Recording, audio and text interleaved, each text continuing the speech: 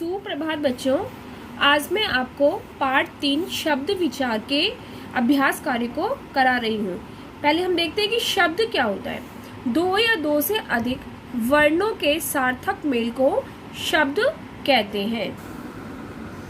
सही उत्तर पर सही का चिन्ह लगाइए। क है वर्णों के सार्थक मेल को कहते हैं शब्द, शब्दमाला, वाक्य शब्द कहते हैं बच्चों। ख है अर्थ के आधार पर शब्द के भेद हैं। 2, 3 या 4 दो होते हैं। सार्थक शब्द है वानव, मानव, वनमा। मानव है जो हमारा सार्थक शब्द है, इसको सही का निशान लगाओ। रिक्त स्थानों की पूर्ति कीजिए। को है कि दो या दो से अधिक खालिस्तान के सार्थक मेल को शब्द कहते हैं। यहाँ हम आएगा वर्णों।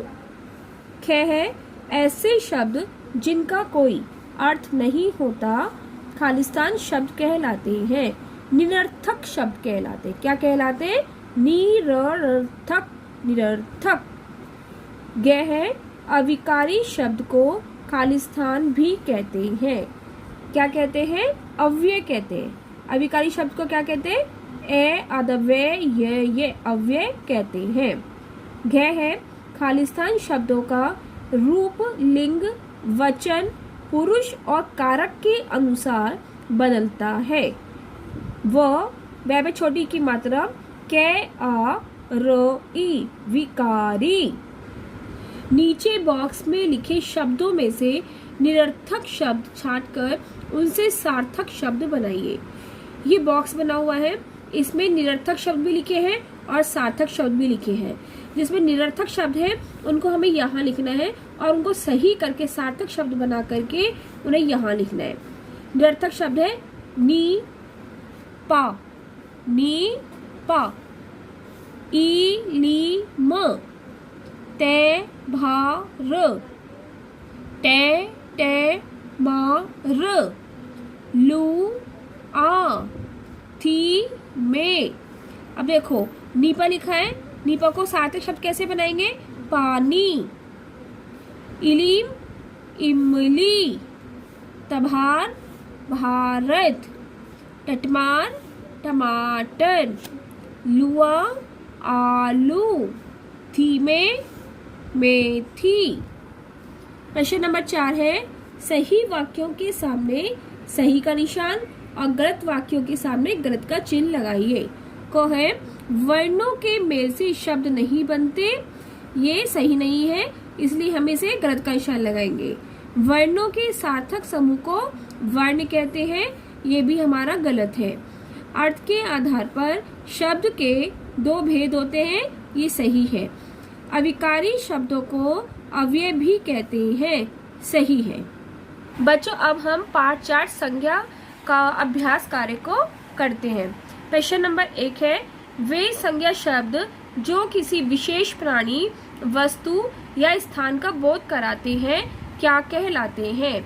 व्यक्तिवाचक, जातिवाचक या भाववाचक? व्यक्तिवाचक।